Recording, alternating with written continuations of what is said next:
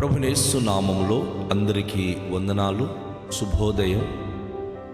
ఉదయకాల సమయంలో యేసయ్య మాట వినుటకు ప్రేమతో నేను మిమ్మల్ని ఆహ్వానిస్తున్నాను.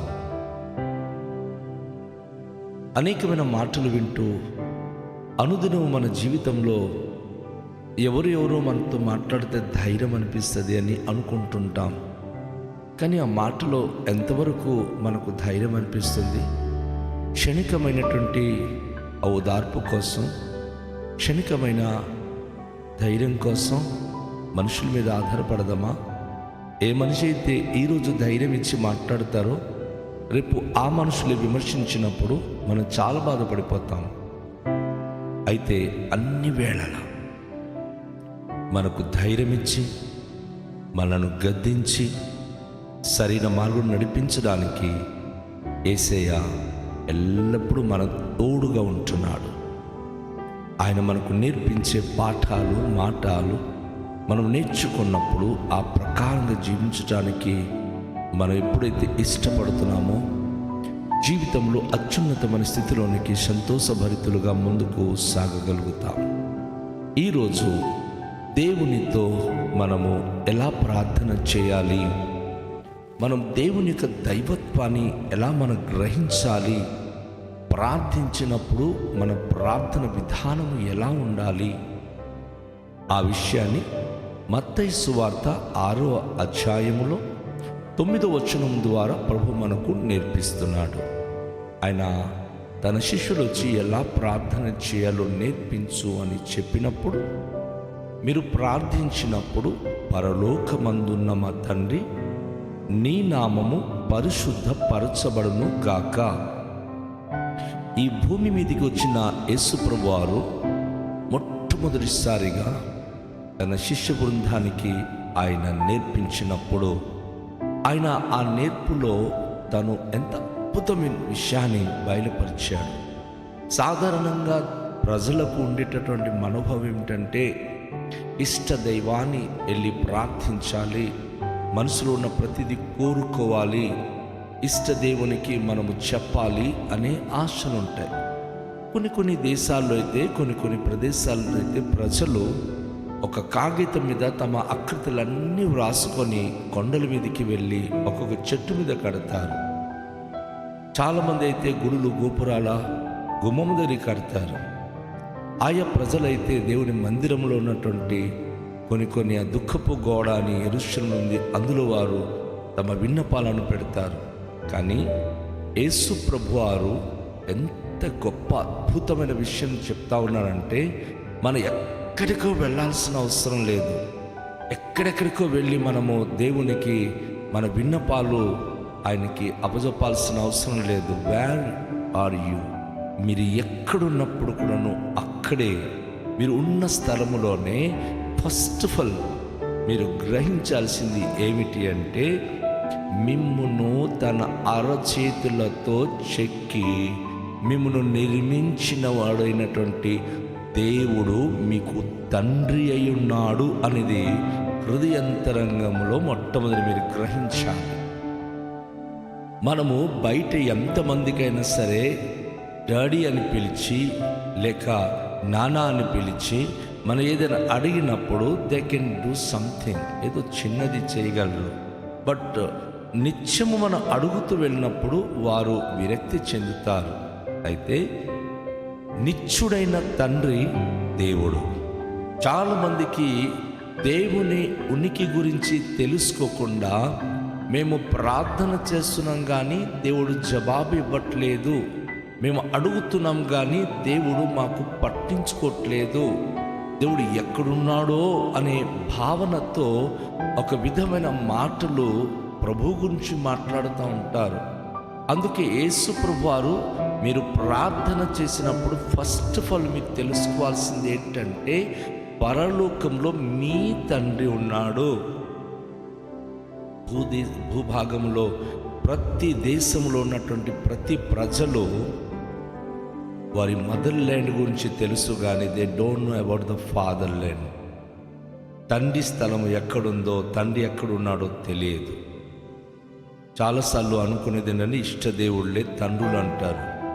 కానీ యేసు ప్రభువారు ఈ లోకంలోనికి వచ్చినప్పుడు లేదు, సమస్తమైన జీవరాశులకు జీవకోటికి నిర్మాణకుడైన పరమ తండ్రి పరలోకంలో ఉన్నాడు.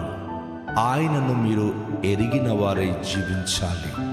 అందుకే మీరు ప్రార్థించినప్పుడు మీరు మోకరిల్లి లేక మీరు చేతులు జోడించి మీరు కళ్ళు మూసుకొని మీరు ఏ విధమైన స్థితిలో తనకు ప్రార్థన చేస్తున్నా, మీరు నడుస్తూ చేస్తున్నారా, కూర్చొని చేస్తున్నారా, మోకరిల్లి చేస్తున్నారా, ఏ విధమైన పరిస్థితుల్లో మీరు చేస్తున్నా ఫస్ట్ ఆఫ్ ఆల్ మీరు గ్రహించాలి ఏంటి అంటే, పరలోకంలో మాకు తండ్రి ఉన్నాడు.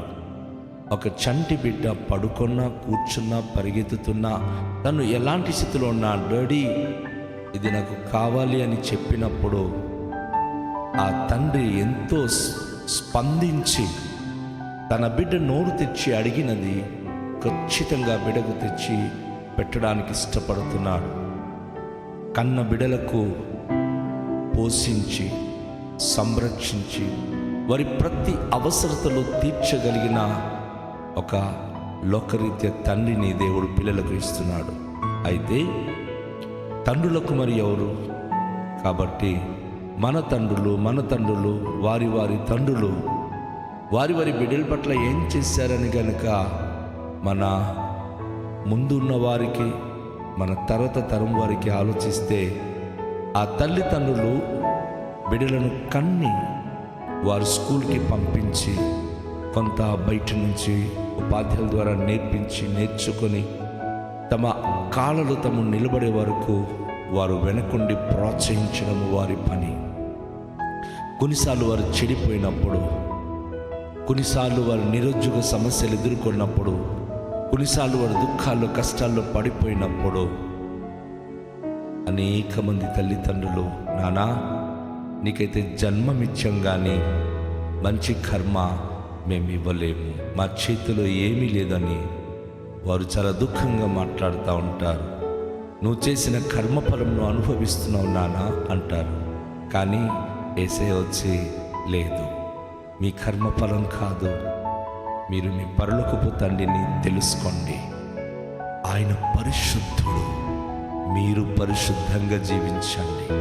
మీ పరలోకంలో మీ తండ్రి ఉన్నాడు, తన గురించి మీరు స్పష్టంగా తెలుసుకోండి. ఆయనను తెలుసుకొని ఆయన దైవత్వం గురించి మీరు గ్రహించి తనను ప్రార్థన చేయండి. మీ తండ్రి చాలా మంచివాడు, ఆయన పరిశుద్ధుడు. ఒక ప్రవక్త తన గ్రంథంలో రాస్తూ దేవుని యొక్క ఉనికి గురించి ఆయన ఎలా చాటుతున్నాడంటే, నేను మహాఘనుడు, మహోన్నతుడు, పరిశుద్ధుడు, మహోన్నతమైన స్థలంలో నివసించువాడను అయినను వినేవు గల వారి ప్రాణం ఉజ్జింపచేయుటకును, నలిగిన వారి ప్రాణమును ఉజ్జింపచేయుటకును, వినయము గల వారి యొద్దను నలిగిన వారి యొద్దను నివసిస్తున్నాను. నా ప్రియ సహోదరి సహోదరుడా, నువ్వు దేవుని దగ్గరికి వెళ్ళినప్పుడు నీ ఉనికిని చాటి చెప్పడానికి వెళ్ళొద్దు. అందరికంటే నేను భక్తి గలవాడిని, అందరికంటే నేను పెద్ద నీతిమంతుణ్ణి అని నీ నీతిని గనుక ప్రభు దగ్గర చెప్పాలనుకుంటే అది మురికి గుడ్డలా ప్రభుకు కనిపిస్తుంది. ఎందుకంటే ఒక్క మనిషి మాట్లాడితే దాని ప్రక్కన 100 అబద్ధాలు చెప్పి ఉంటావు. సో తెల్ల వస్త్రాలు వేసుకున్న వ్యక్తి వస్త్రమైతే తెల్ల కనిపిస్తుంది, కానీ ఒక్క చిన్న మరక గనుక తగిలిందంటే నీ షర్ట్కి ఏదైనా అంటున్నదని ఇతరులు ఈజీగా పోలుస్తారు. దేవుడికి కూడా మన హృదయాలు అలాగే కనిపిస్తుంది. మనము ఏదో ఒక చిన్న మంచి పని చేస్తే మనం ఉప్పొంగిపోతాం. నేను ఇది మంచి చేశాను, నాకు ప్రజలు పొగిడారు అని. కాదు, నువ్వు పొగడాల్సింది దేవునికి. నిన్ను కలుగ చేసిన దేవునికి నువ్వు మహిమపరచాలి. ఆయన ఎవరు అంటే మహాఘనుడైన దేవుడు, ఆయన మహోన్నతమైన దేవుడు, ఆయన చాలా గొప్పవాడు. అంత గొప్ప తండ్రికి నువ్వు తెలుసుకొని ఆయనే నీకు నిర్మించడని గ్రహించి వినయముతో భక్తితో పరలోకమందున నా తండ్రి నీ నామము పరిశుద్ధపరచబడునుగాక. ఈ పదమన్నప్పుడు నీ గుండెలో వణుకు పుట్టాలి. ఎందుకంటే ఆయన పరిశుద్ధుడు, నువ్వు నేను మనము పాపులము. ఎన్నో పాపములు చేసి జీవితంలో దేవుని చూడలేని స్థితి, చూడలేనంత దూరంలోనికి వెళ్ళిపోయి ఉన్నాం. ప్రవక్త అంటాడు, దేవునికి మీరు ప్రార్థన చేస్తున్నారు కానీ దేవుడు ఎందుకు మీ ప్రార్థన ఆలకింపకున్నాడు అంటే, మీరు చేసే పాపాలు మీకును మీ దేవునికి అడ్డముగా ఉంది. మీరు దేవుని ఎదుటకు వచ్చినప్పుడు మీ పాపములు ఒప్పుకోవాలి. మీ జీవితంలో ఉన్న సమస్తమైన వ్యసనాలను విడిచిపెట్టాలి. నువ్వు పీకమోయి మందు తాగి ప్రభువాని ప్రార్థన చేయడము, చెయ్యరాని పనికి మాలిన దౌర్భాగ్యమైన పనులు చేసి దేవుడే చూసుకుంటాడనడము అది తప్పు. మనము నమ్మిన దేవుడు, మనకు నిర్మించిన దేవుడు, న్యాయము తీర్చుమని మనం అడుగుతున్న దేవుడు పరిశుద్ధుడు. నీలో అపవిత్రత ఉంటే, నీలో అవిధేయత ఉంటే, నీలో పాప రోత బ్రతుకుంటే నీ ప్రార్థన దేవుడు వినడానికి ఇష్టపడడు. అది తెలుసుకోవాలి. అందుకే యేసు ప్రభువారు ప్రార్థన నేర్పించినప్పుడు లోకములో ఉన్న తండ్రి కాదు, పరలోకమున్న తండ్రి మహోన్నతుడు, గొప్పవాడు. ఆయన అంటాడు, చూడుము నా అర చేతుల మీదనే నిన్ను నేను నిర్మించి ఉన్నాను. నీ ప్రాకారములు నిత్యము నా ఎదుట ఉన్నది. మనం కూర్చున్నా, లేచినా, ఎక్కడికి వెళ్ళినా, ఏం చేస్తున్నా మన పరలోకపు తండ్రి చూస్తున్నాడు. కనుక ఆయనకి ఏ మాత్రం కూడా మనము తెలియదు అని, ఆయన చూడడం లేదని అనుకోకూడదు. ఆయన మనలో అంతరంగాన్ని నిర్మించిన వాడు కదా. మన మనస్సులో, మన అంతరంగంలో ఆలోచన పుట్టక ముందే అది దేవునికి తెలిసిపోతుంది. కనుక నువ్వు దేవుని దగ్గరికి వచ్చినప్పుడు వేషధారుల వలె కానీ, అన్యుల వలె కానీ కాదు, నీ తండ్రి దగ్గరికి వచ్చి ప్రార్థన చేస్తున్నాను అని ప్రగాఢమైన నమ్మకముతో, నా పరలోకపు తండ్రి పరిశుద్ధుడు, ఆయనలో ఏ పాపము లేదు. పాపము చేసి నేను ఆయన దగ్గరికి వెళ్ళి నాకు సహాయము చేయమని అడగడం మంచిది కాదు అని గ్రహించాలి. ఒక విషయం, దేవుడు పాపులను ప్రేమిస్తాడు కానీ పాపాన్ని ప్రేమించాడు. నువ్వు ఎవరు కావాలో తేల్చుకో. దేవుడు కావాలి, దేవుడు నీ ప్రార్థన వినాలి, నీ జీవితంలో దేవుడు గొప్ప కార్యములు చేయాలంటే పరలోకపు తండ్రి దగ్గరికి నువ్వు రావాలి. పాపమును విడిచిపెట్టాలి. నువ్వు పాపము చేస్తూ దేవునికి కావాలి అనుకుంటే పాపానికి దేవుడికి నువ్వు నీ జీవితంలో ఇమిడ్చి ఉంచలేవు. పాపము లేనప్పుడే దేవుడు నీ దగ్గరికి వస్తాడు, నీ మనవి ఆలకిస్తాడు. పాపి అయిన నిన్ను ఆయన ప్రేమిస్తున్నాడే కానీ నువ్వు చేసే పాపాన్ని మాత్రం ఆయన ఎప్పుడు ప్రోత్సహించాడు. ఎందుకంటే ఆయన పరిశుద్ధుడు. అందుకే నువ్వు ప్రార్థన చేసినప్పుడు నీ పరలోకపు తండ్రి పరిశుద్ధుడు గనుక నీ మనస్ఫూర్తిగా నీ హృదయంతరంగంలో నుండి ఏమని ప్రార్థన చేయాలి? పరలోకమందున నా తండ్రి, నీ నామము పరిశుద్ధపరచబడునుగాక అని నీ యొక్క ఒప్పుకోలుతో ప్రార్థన చేయాలి. మరి అలాగున్న ప్రార్థన చేయడానికి మనం ప్రారంభిద్దామా? నేర్చుకుందామా? ఇంతకాలము మనము చేసిన ప్రార్థన విధానాలు వేరే, ఈరోజు యేసయ్య మాట వింటూ చేసే ప్రార్థన తీరు వేరే.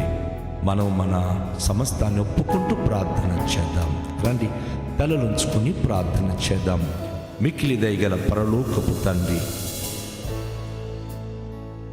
మీరు మమ్మను నిర్మించిన తండ్రి అని ఎరుగక ఎన్నో మార్లు దూరమై జీవించాం. ఈ ఉదయకాల సమయంలో మాకొక తండ్రి ఉన్నాడు. ఈ లోకంలో తల్లి విడిచినా, తండ్రి విడిచినా, బంధువులు మర్చినా, ఆత్మీయులు విడిచిపెట్టినా, ఎవరు విరుద్ధంగా వెళ్ళినా మేము ఏకాకి అనే భావన మా హృదయంలో ఎప్పుడు రాకుండా మమ్మను నిర్మించిన దేవుడైన మీరు మాకు తండ్రిగా ఉన్నందులకై మీకు కృతజ్ఞత స్తోత్రాలు చెల్లిస్తున్నాం. ఇంతవరకు మా జీవితంలో చేసిన సమస్తమైన అపవిత్ర క్రియలు, పాపిష్టి పనులు, పాపిష్టి మాటలు, పాపిష్టి చూపులు, పాపిష్టి ఆలోచనలు మీ ఎదుట ఒప్పుకొని విడిచిపెడుతున్నాం. మాలో మీరున్నండి, పరిశుద్ధ జీవితము దయచేయండి. మీరు పరిశుద్ధుడు కనుక మేము కూడా పరిశుద్ధంగా జీవించే భాగ్యం మాకు అనుగ్రహించండి. ప్రతి ప్రియ బిడలు పరిశుద్ధుడైన దేవునికి ప్రియమైన కుమారులు, కుమార్తెలుగా జీవించడానికి కృపనివ్వండి. మీ కరుణ, మీ కటాక్షం దయచేయండి. మీ ఆశీర్వాదము, మీ అభిషేకము దయచేసి ఈ దినము తండ్రి మీ యొక్క పరిశుద్ధత గురించి, మీ మహాత్మ్యం గురించి, మీ ఔన్నత్యం గురించి గ్రహించి మిమ్మల్ని ప్రార్థించడం ప్రతి బిడలు నేర్చుకొని అలాగున మిమ్మల్ని గౌరవించి ఘనపరిచి మీకు అంకితమై జీవించే భాగ్యము అనుగ్రహించుమని యేసు నామములో ప్రార్థిస్తున్నాము తండ్రి, ఆమేన్. అందరికీ షాలోమ్. ప్రభు మిమ్మల్ని దీవించునుగాక.